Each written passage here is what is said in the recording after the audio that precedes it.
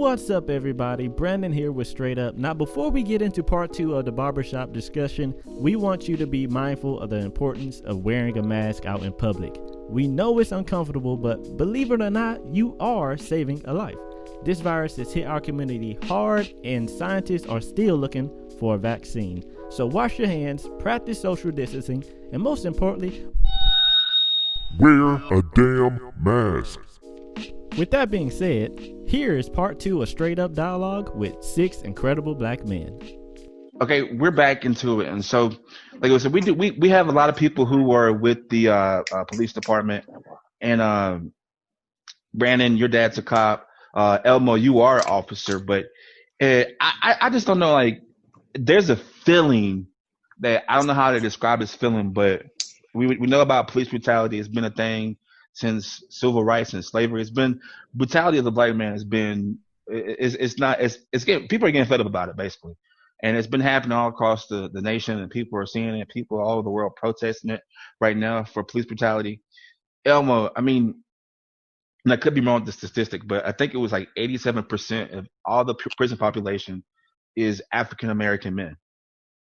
So I look at it like, how is it that 87%, if this stat is right, I think it's like either 87 or 90, I'm not sure, but the majority of the men in the prison population are African American men. So you're telling me that this majority of men are all criminal? And that makes me, to hear that statistic, it makes me feel uncomfortable, especially when a cop comes behind me. Like, can you explain the aura or the feeling that we get when a cop comes behind us? And what should we do? Man, even saying like that, we, it's crazy that we make up that much of the incarceration population, but then at the same time, we don't even make up 20% of the country population. And if we not even 20% of the population, and then we that much incarcerated, like how many that leave outside of the bars, like out here in the free world, it's probably about, I'd say maybe 13, 14, maybe 12% of us that are free. And how many of those are, oppressed, in poverty? Now we're looking at maybe 90% of them. You know what I mean? So, and it's crazy to elaborate on that. It's tough to talk about, because being a black officer and knowing the feeling when I first put on my badge, it just made me feel like Superman or Black Panther or something. You know what I mean? And I've never been the type, and I've never been a person that was power driven or was a nobody, that was bullied. I was never that person. You know what I mean? He bullied me. But to think how much the badge, and think how the badge made me feel by putting it on, and then I put myself in other people's shoes. Like, dang, this guy is clearly afraid. He was clearly bullied. He was clearly hurt in his childhood, in his home, or whatever. And now he got the badge. You know how it make him feel? Right. Like an even bigger Superman. Now I can go out here and prove a point. Now I can go out here and be somebody. Now, I mean, it's mind blowing when you see these people. You look on the side, you like, you finna go in this house with us? I'm good. Nah, you stay outside, or whatever the case may be. I mean, I remember being a rookie on the force, and I'm answering the call when I first started riding by myself, and we go into a house of a disturbance. Family members just going at it. The little sister broke. She snuck out the house, and the big brother found out. So they end up just screaming. White guy go in there first. He see the big brother raging and just mad and just going off, and he got to grab his gun. I said, man, what are you doing? Get out. I said, man, they fine. He like, he's about to hit her. I'm like, no, he's not. That's the big brother. I'll be mad too. 2 minutes later, they crying and hugging each other. Man, I thought anything could have happened to you, girl. I don't even know where you were. She's 14 years old, sneaking out the house. And when I thought about it, like, man, they don't understand us. They don't know who we are, like, you know. Right. And my biggest argument when I on the force is that, like, one thing that y'all always tell us, hey, this is business, it's not personal. What? You telling me that I'm finna risk my life to protect somebody else's life? I don't feel like it get no personal than that. You know? But if I treat this like a business, what kind of business are we talking about? Filling up the prison? Right. You know what I mean? That's the Being part of the business you're talking majority. about? So that's why we got, and you know, and I talked to a guy on Father's Day weekend. I told him, man, that I might, you know, that I want to run for sheriff one day. He was like, well, I mean, that's just for the country folks. What about the city, man? We don't, what about us? You should run for something in the city. I said, dude, the sheriff got power in the city and in the country. What are you talking about? Right. He was like, man, they patrol the outskirts. I said, dude, what jail you go to? Who jail is that you go into? Who courtroom you walking in? That's the sheriff's. He was like, man, for real? I said, man, the sheriff got the power to stop arresting people for weed right now. All it take is his pen to say, we not making arrests for this. What? Yeah. I said, the city got to follow that. He didn't know that. Man, not even 10% of our city, of this metroplex, vote for the sheriff. Knowledge, yes.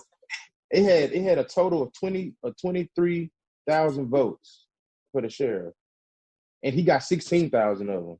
We got almost 400,000 people in this entire area. Wow, That's amazing. We giving this man all the power. He got all the power in this area, and nobody's going to vote. Wow. That is crazy. You just dropped a pipe bomb, dog. And Dothan, I mean, how does it make you feel just to hear Elmo 16,000 voted for a sheriff compared to the 400,000 in the Metroplex? That's why the knowledge, we are focused on the wrong thing. Like knowledge is everything, man. You have to know, like, when they say, like, honestly, people don't know, like, if everybody get on the same page, we can shut this whole thing down and start over and build it how we want to build. We can do a whole new Declaration of Independence if everybody's on the same page. But we can't, because somebody's focused on this, somebody focused on that, somebody thinking about this, somebody thinking about that. See, when you say, like, only 23,000 people voted out of 400,000, it honestly makes me sad. It really does. Look, because well, I like I told you last year, I worked at a lot of part-time jobs. I worked at Walmart overnight stalker, and I can't even remember what event happened, but it had black people mad. I'm up in the back, you know, on break, and when I say you had this one guy spouting like, oh, you know, he know all the inside people, you know, he talking about what people talking about in California, you know, they got the inside, and you know, they spotting all this theory shit. I'm like, so how many of y'all actually vote? Man, I don't vote, man. I ain't doing that. It ain't like I vote count anyway. All of those black guys up in there said that. I had to leave that room. That's how frustrated I was. When I say they truly didn't believe, and a lot of them, two of them were football players. Two of them were like old guys, and like, you know, there was like a younger cat up in there as well. But like when they legit did not believe in voting and thought they vote did not count, and when I tried to they didn't even bring up local.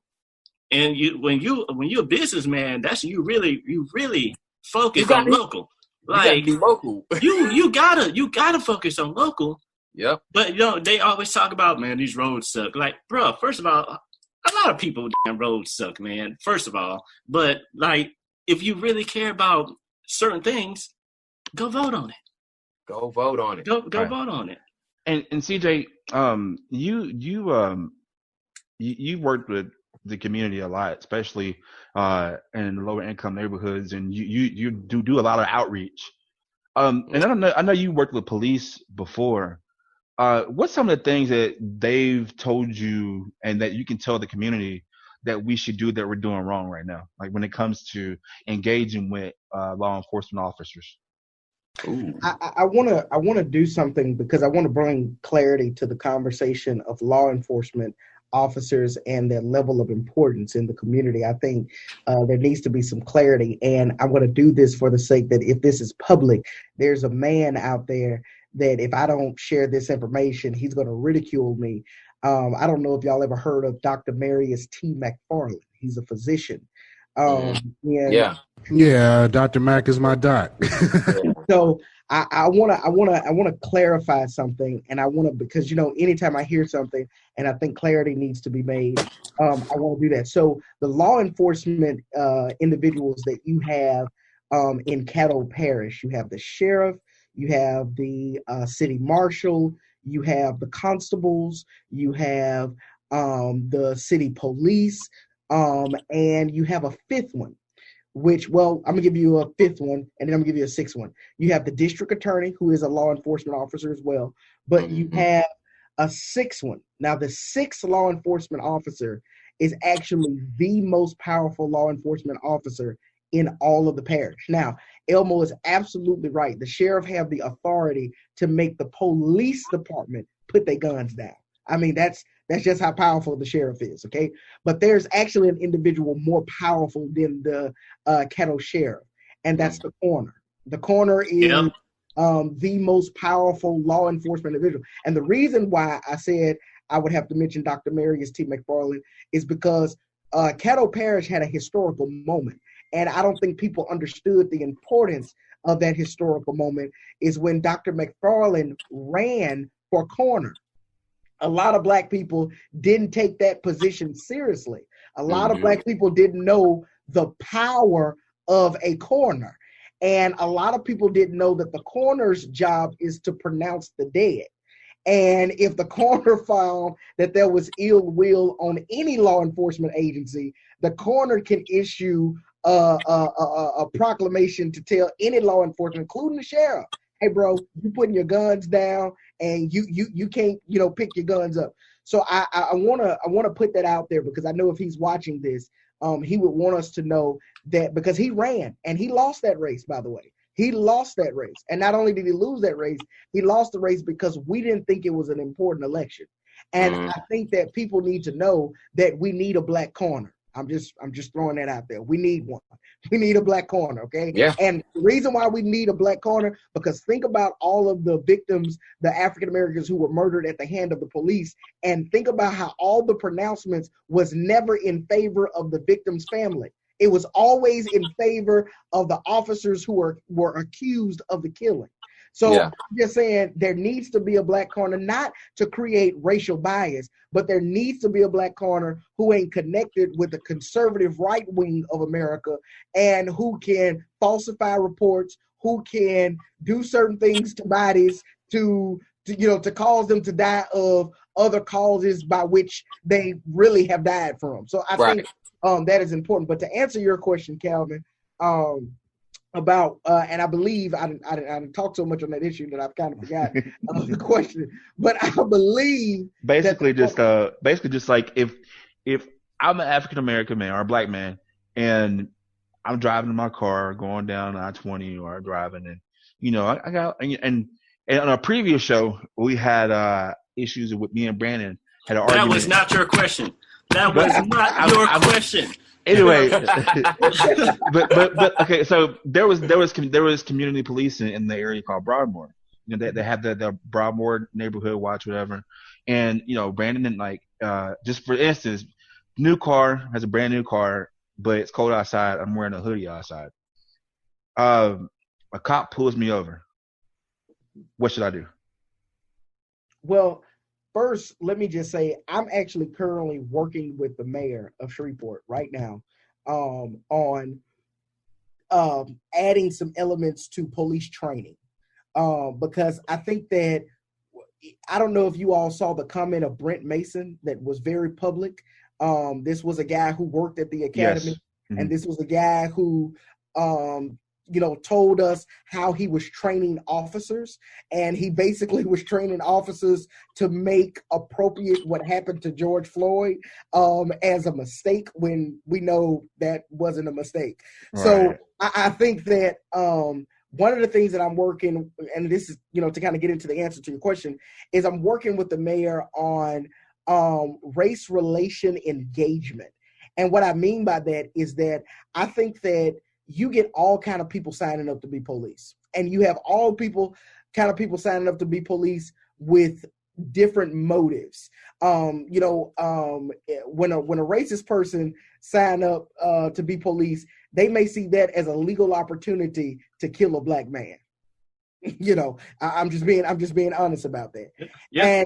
And I've said to the mayor that some training have to, be different. Oftentimes they train for fitness, they train for the use of weapons, they train for how to handle certain laws and how to write tickets and citations and all of this. But where's the training that's focused on race? Where's the training say, you know what, we gonna, before we give you a badge and before we give you a gun, before we permit you to be a law enforcement officer, where is the test that says that we got to know where you stand on race relations? Surprisingly, the mayor told me that don't even exist. That don't even exist.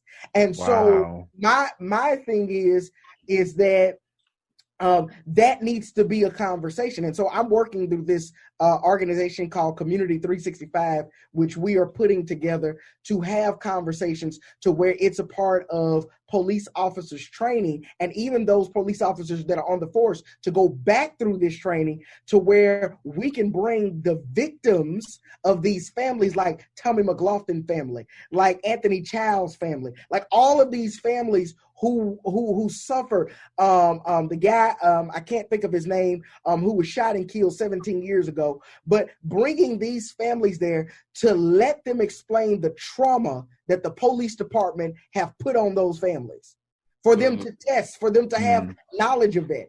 And so I think that, I'm gonna be honest with you, the scapegoat word for the government to deal with policing in the Black community was something called COR or something like that. I'm getting an acronym wrong, but it was called community-oriented policing. They made that as the way to deal with the Black community, which that has never been the way to deal with the Black community. The best way to deal with the Black community is to understand the Black community. Now, which I pull on Dorsey's thought, that I think that when it comes to policing, police misunderstand Black folks. They immediately, if you look at how Black people are treated by the police, Black people are treated as a threat even before they present themselves as a threat. But let me be devil's advocate right quick. Do you think that Black people don't understand police? So let me answer that, because there's what CJ said is completely, and I've been saying it to a lot of my friends for the longest. That training is not in the academy. Now, here's the issue where we're going to come with that. We was talking about defunding the police, right? The policemen, first of all, let's get this out the way. The policemen are guardians, not warriors. They're protectors, not warriors. That's where some people get messed up. They get into, like he said, like Elmo said, they put on that badge, they feel like a warrior. No, you're a protector. 9 times out of 10, when a policeman get to an incident, the incident is already over. It's already over. Right. Now, if it's still going, that's what the issue is. Now, this I was listening to another podcast, and the guy was talking to a representative of the union. So with this defunding thing, the union guy was saying policemen are already doing way more than they are trained for. One of those things is interacting with the public, Black people as well. So one of the things they were suggesting doing, the community thing, is bringing in somebody like a psychologist or something, bring them in with the team, have them on call. So whenever a situation goes, you bring them in who's a specialist in that situation and can actually bring the situation down to a level to where nobody gets killed. Here's the issue with that. That costs money. That training costs money. but we're talking about defunding the police. Now, we definitely need that type of training. But once again, that's that understanding of what the police actually is. People also, as Black people, say, don't snitch. Look, if you know some stuff is about to go down, right, and you can prevent it way beforehand, what policemen can do is what they do, not go inside the house or say, where's the issue? Just park the car. Sometimes that's what you see half the time. You see a policeman park the car just to show, hey, don't do nothing stupid. We're just here, that's it.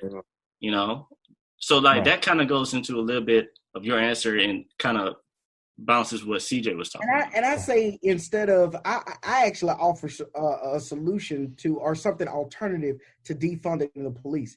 In my opinion, instead of defunding the police, I think what we need to do is figure out a way to dismantle the Civil Service Board.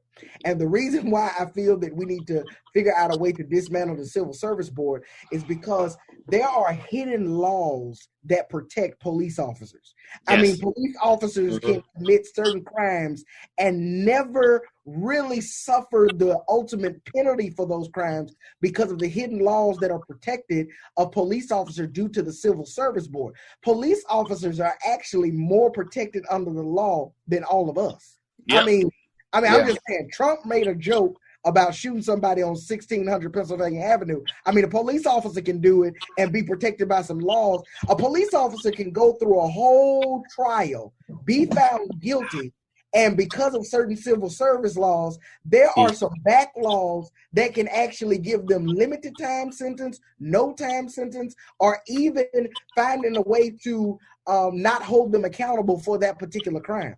So I think that instead of defunding the police, I think we should be really talking about dismantling the Civil Service Board, because the mayor, by the way, the officers that did that to Tommy McLaughlin, there are certain actions the police department and the mayor can't take because of the Civil Service Board.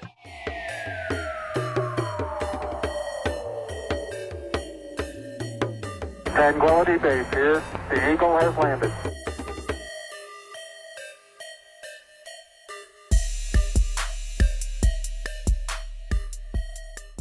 And Dorsey, go ahead and get your point across. I know you wanted to talk about this real big time. So I've been listening to a few people, a couple different things. The Civil Service Board, are you equating that to like the police unions, or are you? No, I'm talking about the Civil Service Board. Not necessarily the police unions, because the Civil Service Board is ran by the state of Louisiana. It is a group that's appointed by the governor, who basically create laws to protect law enforcement officers, but also there are other civil service employees in different agencies and different state institutions. But I'm more so focused on what it protects for police officers. See, the reason why I say the unions, because the unions are the ones that are actually going up and challenging for this legislation for the cops. So that's why I brought up that. But that's neither here nor there. In terms of defunding the police, I know that you said you were against it. Where's that money going to go? Let me just use Minnesota for an example. The Minnesota union director, Bob Crow, the racist guy that they're asking to step down, he's not. He says he's not. They asked him about defunding the police one time, and he made a statement and said that the city is already giving too much money out for other things. And his example was, they want to defund us to help spread money around the city. Why does a transgender director need $15,000? This is a quote from him. Because the city wanted to give him $15,000, or give the transgender director $15,000 to promote transgender things for the city. So they wanted to give him $15,000. Bob Crow was upset because the over $100 million budget that the police force had was being they were taking that money from that. So here's my thing. You just said police aren't warriors. You're right. Why do they need money for tanks and military-grade vehicles and military-grade equipment and things like that? That's what defunding the police is. If we want to defund the police, that doesn't mean disband the police. That doesn't mean stop training the police. Right now in Shreveport, it takes 320 hours, I think, to train an officer. I've played video games longer than that. Just because we're defunding them doesn't mean we're taking their money away from them. We're saying incorporate that money to where it needs to go. Right. We need education in our neighborhoods. We Right. need things like that. Why do we have an overpopulation of police officers in our neighborhoods? And we can go back to Bill Clinton, his wife, and who's running for office right now, Biden. They helped that. So they influxed all of these officers in our neighborhoods to help out with super predators instead of dealing with the problems in our neighborhoods. And to piggyback off what you're saying, you're right. They don't know us. That's another thing they did. They got all these cops to come in our neighborhoods that's not from our neighborhoods. And I used this example to a friend of mine the other day. We were talking. If we are slap boxing out in the street, and that's something black folks do, we slap box. That's something fun for us. If we're slap boxing out in the street and a cop who grew up in that community drove by that house, oh, they're just slap boxing, he's going to know that. Those kids are having fun. He's going to observe to make sure it's nothing more than that. But after he realizes those kids are having fun, that's just hood life. But then you get somebody who's coming from a program that now has increased the police budget, which in turn increases the amount of police we have in our hoods that don't know about our hoods. They drive by, now they're seeing an altercation. All of a sudden, we have 2 people being pulled over, and we don't know where that's going to do. And so defunding the police doesn't necessarily mean let's get rid of cops. I'm not about that. I think that's the stupidest thing we could ever do. But that does mean take some of that money, take some of that budget, and put it back into our communities. What happened to rec centers? What happened to YMCAs and things like that? The churches have to constantly get money from the community. What the city, I think the average number is majority of cities in the United States are spending 1/3 of their city budget on police and law enforcement. If you're using 1/3 of that on law enforcement, you could be putting that money into those communities that you're over policing. And that's all I'm saying when I say defund the police. I don't mean take away from their training and things like that. We need to balance their training. We need to balance that money and pump it back into the communities. That's all defunding the police means. It doesn't mean fire cops, things like that. And quite frankly, if some have to get let go, people get let go of their jobs all the time. We have too many law enforcement officers on the streets, and we need to kind of balance that out. And that's all defunding the police means. That's what it feels like it means to me. And when I've read on and what I've studied on, that seems like what most of the people are clamoring for. So, thank you, Dorsey. Question real quick. Now, it's just a thought. So before I say this, make the statement. This is a thought. So don't think of me saying like, oh, this dude crazy. I say shit all the time. Hey, look, this is a thought. So if I feel like cops, so not everybody. So you say when you feel like they put on a badge, they feel like they have power. And honestly, in America, power and authority is above money, regardless of how you get paid. What if, just a thought, you had to, like, just say you're a police officer, you start off with rubber bullets. You don't get actual bullets because you're supposed to be a protector, not a decision maker. I'm not with that. I'm just asking because it's too many. I'm just because I see what you're saying. I don't know. I see it. Yeah. Just a training outside of the training to see how you react to certain situations. Right. You work your way up until, you know what I mean? Like, you know how the movies be. And I blame entertainment for painting the picture as a black male, first off, because I don't even watch a certain movie anymore because it's like, I already know how the black man is going to be in the movie. And that paints a picture of Bob that have 2 parents in this household and he think all black people steal and rob. And now he want to be a police officer. And this person just leaving from church. Now he think he'll rob because he's seen with a movie. So I do blame entertainment. But what I'm saying is that, like, you know how movies, like, they say, oh, you get the small gun, then you work your way up to the big gun. You know, like, rank. Like Wild West, yeah. So, I mean, like, why? So, would that, like, conflict? You know, I'm with you. I think I'm with y'all on that. I think what you're trying to say, like a certain merit system, like, you know, you have to earn that potential. Like even with defunding, like, you know, I'm with Dorsey. Why do you need a police tank? Why do you need this? Like, you know, because I mean, yeah, I understand that part, but I think instead of like I'm with Dorsey, don't defund certain areas, not all of policing.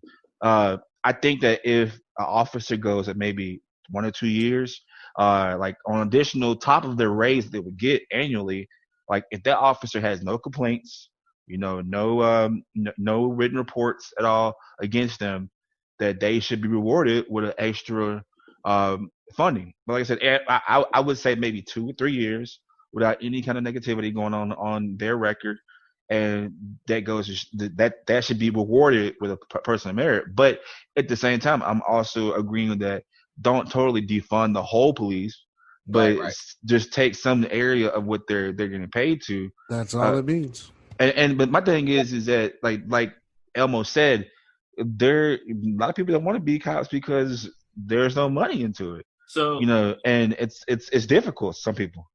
Right. So kind of to go off a little bit of what y'all said. First of all, rubber bullets.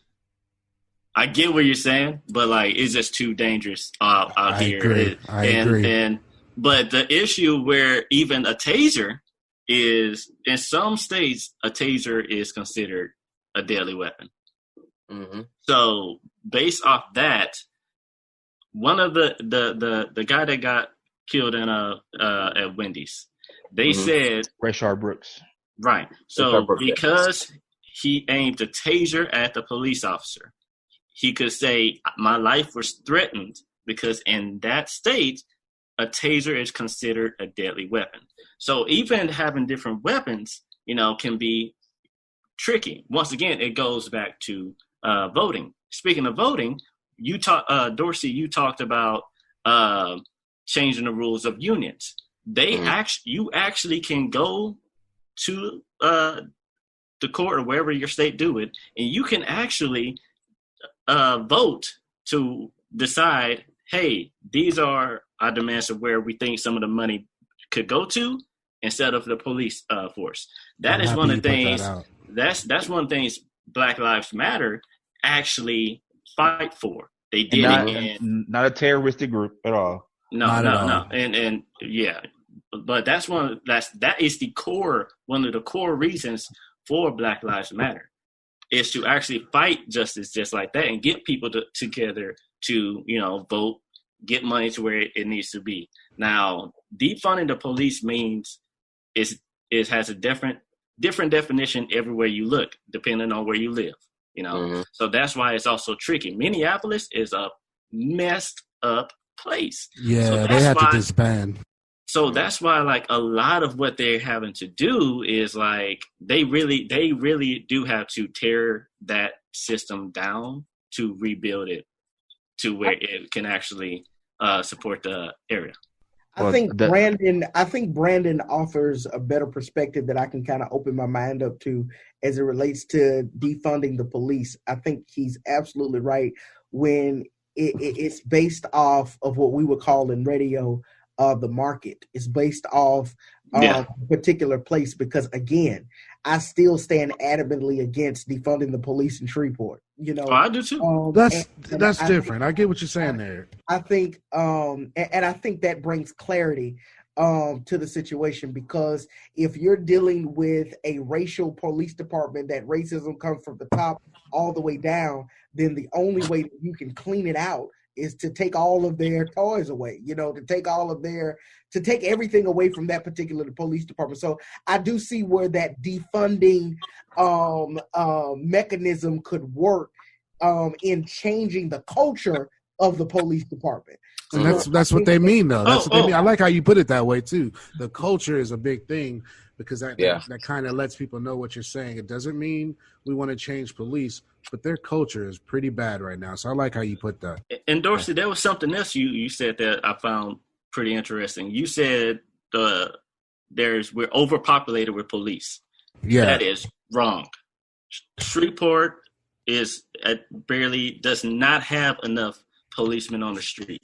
But you have to take that into consideration about Shreveport as a demographic. But legislation-wise, the whole reason why Joe Biden is getting flack for the bill he passed, because that bill alone influctuated cops into the streets. Right. And it wasn't into, like how you said Shreveport is under, and I get that.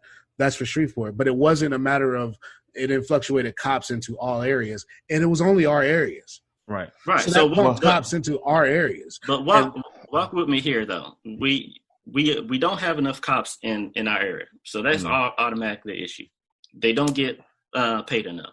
We also have our own culture issues to where we say black policemen are coons and are they don't like black color skin themselves. So that is another reason you asked why we don't have black policemen in our city. Sometimes they are hesitant about that as well because they know they will be looked upon as in a negative light. Like how Pastor CJ said, though, that's a part of culture. Because I can say this. Which is why I said I will stick with Shreveport issues because that is the issue. Right. And I'll raise y'all. I mean, I see your Shreveport issue, but then let me raise you the Dallas issue. Dallas is humongous. They have no cops. Thing about the cops in Dallas is if you become a cop in Dallas, they pay you almost top-notch money. They giving you a lot of money to be a cop in Dallas, and it shows to you how the police force is because nobody wants to be a cop in Dallas. So how is that any different from Shreveport? Dude, look at, once again, Shreveport does not have money. Period. That's the bottom line. And see, that is the issue. That's the city. That's the city, though. And but that also goes on. Like I said, most cities are putting a third of their budget into law enforcement. So I get what you're saying in terms of we can't defund Shreveport police. But what if we did look at their books the right way? And what if we did say, okay, you know what, we can actually take this money and we could actually put this into some community reach program, or even take votes on to know which police officer in each community, like know the roster of every police officer in that city. Get back to some policing, like when they used to. I remember when we grew up, we used to see shows where the neighborhoods knew their officers. I've never experienced that a day in my 38 years of life. But my mom says that's how it used to. My mom says that's how it used to be, though. She remembers that in Allendale and stuff like that back in Hollywood. And so what happened to that kind of policing? Hey everybody, Lee here. And guess what? The reviews are in and the Straight Up Show podcast is a hit. Don't believe me? Well, listen to what one of our guest panelists, Dr. Monique Thompson, has to say. Listen, y'all listening to Straight Up and support this podcast because I listened in before I came on the show. I liked what I heard. They're really focusing on keeping things real and being real with you, and I like that approach. So you guys support this podcast. So if you want to listen, donate to the show, have a subject idea, or even want to be a guest, just contact us at straightupshow@gmail.com. That's straightupshow@gmail.com.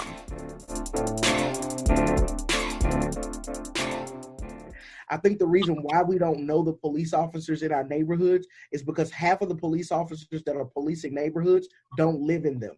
Right. And that's a part of the crime bill. They have no connection to those communities. I'm getting ready to build a house, and somebody said, where are you going to build it? Are you going to go way in Southern Hills, or are you going to go way out in Pines Row? I said, no, I'm going to build it in Lakeside. They said Lakeside. Nice. They said Lakeside.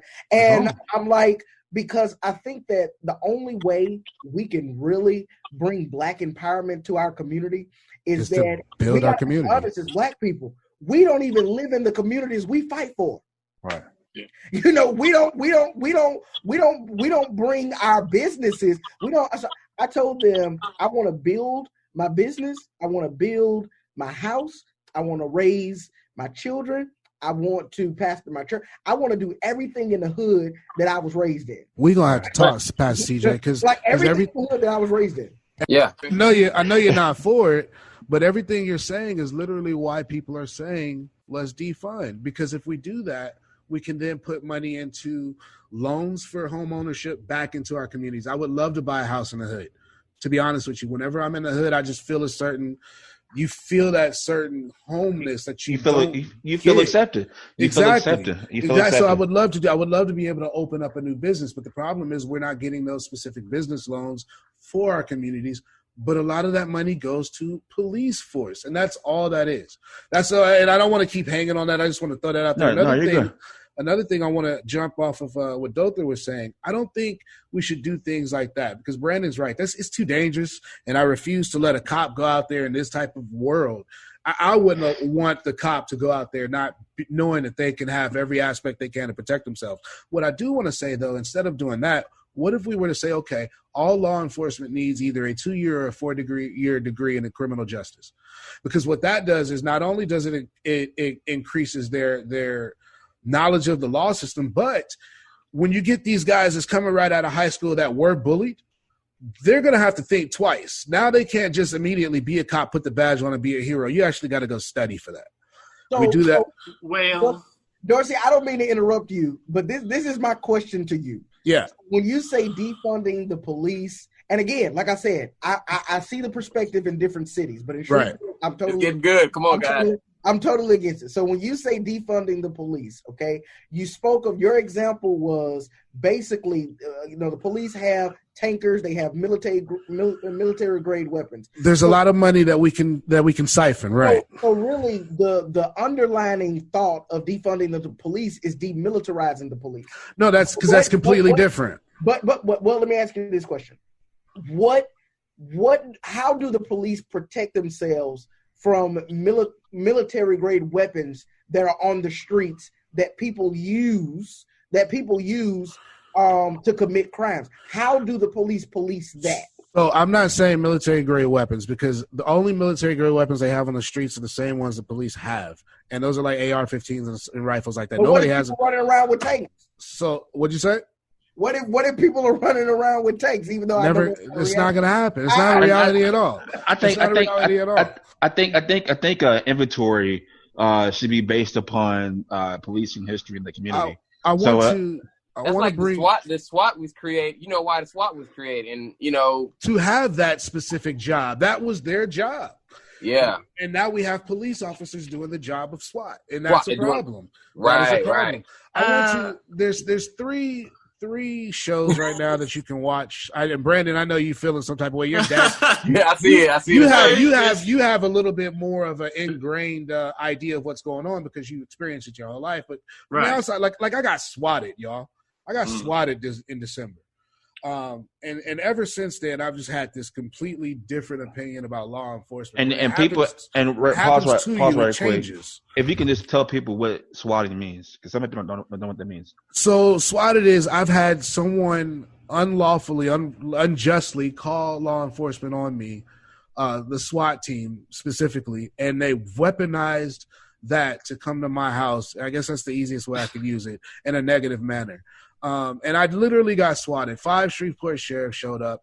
I got told by Shreveport Police Department that there was nothing I could do. I got told by the sheriff's department there wasn't even a record of the stop.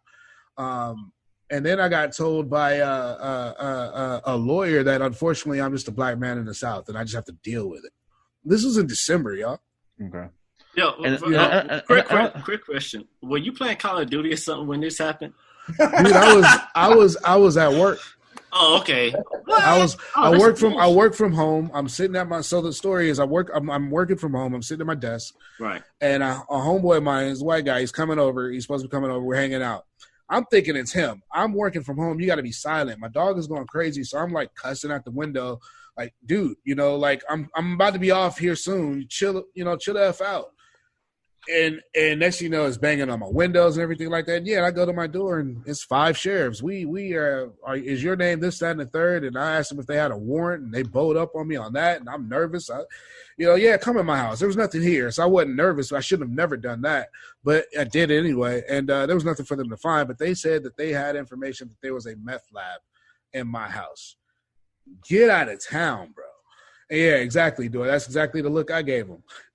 And they searched my house, and my homeboy showed up right in the middle of that. And to this day, he says, I think if I would not have showed up, it might have gone a little bit different. Because at that moment, it ended up me on my couch with all 5 of them like standing over me, kind of like a pornography thing you might see. I'm just saying though, but that's how it was. They were standing over me like that. I'm sitting on the couch looking up. 5 super swole dudes in full riot gear standing over me. And then my homeboy walks in. They don't even stop to check him. They don't even stop to search him. They don't even stop him from coming in. So that lets me know there was some foul play going on. But that was my experience. And ever since then, I've been like, something's got to happen with law enforcement. And this is too much. And we got to change that narrative. We got to change that narrative big time. Right. So you brought up guns and also education. So in some cases, policemen do have to have some sort of education depending on what level of force they're on. And also, some policemen and once again, it depends on the area, they can't even have shotguns anymore. Like here, regular police, they can't have shotguns anymore. So like once the system is there, but we need to actually, know that, go into, voting, actually get into probably stress a little bit more, have a little bit more control over that, because they only train probably like once a year. Right. When it comes to their physical tests. Oh, somebody also mentioned getting a pay raise by not having crime. They get a pay raise by how well they do on their physical activity. Wow. So like a lot of that stuff, the system is already there. Might just need to shift in some ways. Well, but I definitely learned a lot today from all y'all. I mean, just we have to do better, especially as Black men. And so I definitely learned a lot today. Just that's why I chose y'all. Man, y'all are some of the brightest, intelligent men that I know that I've met in my life, honestly. And I've learned more from y'all than I did from elder men. So thank y'all so much for just coming on the show today. But we want to continue the conversation with this online and social media. Let's start with CJ. CJ, can you just tell us where people can find you and tell us about some of the stuff you're doing coming up and things like that? Absolutely. Of course, if you want to know anything about me, you can get over to my website at www.iamcejay.com. It gives you access to pretty much everything about me, everything that I do in the community. It gives you access to about my ministry, my career in ministry, my career as an entrepreneur, and even my career in radio. So get there, look me up, let's connect, let's become fam, and of course, I would love to do that. Really, the main thing of what I'm doing right now, Calvin, to be honest with you, is just growing the enterprise, and when I say growing the enterprise, CJ Enterprise, a lot of people say, well, what is that?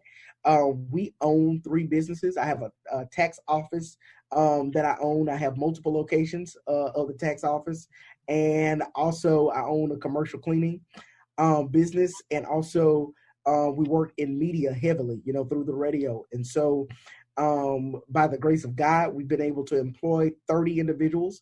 There are 30 folks who work for CJ Enterprise, whether that be part-time, full-time, or even some commission-based. And I have been a go-getter all my life. And I tell Dotha to tell you that literally I've always been involved in something. And so the thing is that that's what I'm doing. That's what I'm focused on, because my plan is to be an entrepreneur who uplift the hood. And I think that I can do that by taking the dollars that are impacted in the company that I have to invest them in the community by moving my business in the hood, by giving jobs to those individuals in the hood, requiring them to go get educations at HBCUs, and not only HBCUs, but paying them the dollars that they deserve, and also not just moving my company into the hood, but living in the hood and showing them that you can be prosperous and still remain in the hood. That's my whole plight for the rest of my life. Well, you got my support big time here. You got all of us. I'm pretty sure. I know Dorsey said he wanted to keep in touch with you, so I definitely just bookmarked the webpage. Yes.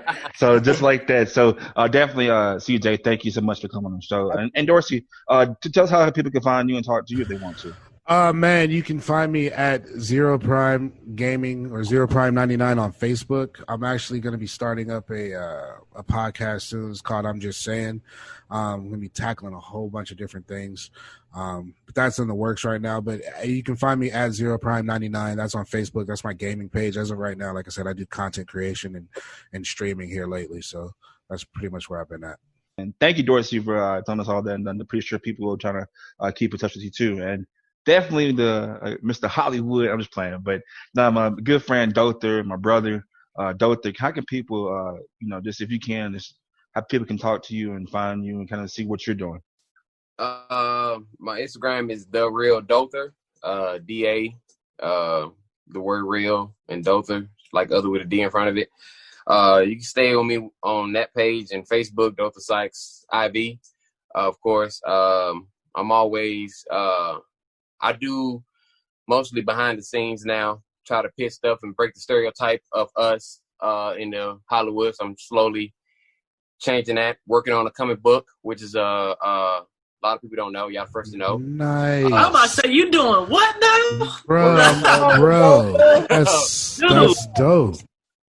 Golly. Yeah, so I just get tired because I know I'm not fully intellectual on certain things, but I know how we have to be treated as an image, and it starts with people see and how they, portray us. So for us to break that barrier, we have to isolate their funds and do it our own and, go from there. So if you want to stay updated with that, follow me on that and be the first to get access to it. And I have a clothing brand called Psycho, so you want to follow that. And Psycho, the meaning of that, a lot of people don't know. I got the little black boy watching the TV. The reason being I did that because he has a vision and a goal, and when people don't see your goal, makes it look like you're crazy, but you're not, so that's why I use Psycho, because SYKES, but it's spelled my last name. So we going psycho for our goals. It's only psycho to them because they don't understand how we feel. So, right. But yeah, follow me on that. Appreciate that. Appreciate the love, Calvin, man. Look, doing your thing. Thank you, Doctor. Yeah, I definitely want to give me like one of those 12X Psycho shirts. No, I'm just kidding. No, just kidding. But and last but not least, Elmo, if you can if people can contact you, I know that you're doing a lot ministry in the hood and our lower poverty communities. How can people contact you or just tell people what you're doing? You can follow me on Instagram at official DMO Simpson. My Facebook is DMO Simpson, my regular government name. Or you can dial 911. No, I'm kidding. I want to thank you, all you, man. All y'all are kings, man. I don't care what nobody says. I don't let the world tell you different.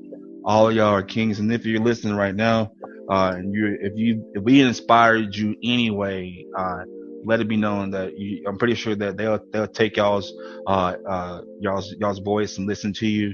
They'll listen to you. You got any questions? Ask them. We got public servants, gamers, and they'll talk to you. There's somebody in the event, so I'm pretty sure they'll lend their ear to you. But keep in mind that just because the world sees you one way, that's not who you are. Don't let the world define who you are. You are a king, and you are.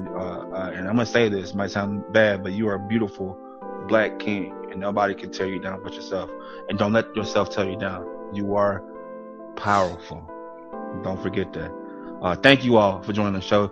We're going to keep the conversation going and make sure you talk to us later on, okay? Until then, make sure you always stay straight up. I'm a young Black man doing all that I can to stand. Oh, but when I look around and I see what's being done to my kind, every day I'm being hunted as prey. My people don't want no trouble. We've had enough struggle. I just wanna live. God protect me. I just wanna live. I just wanna live.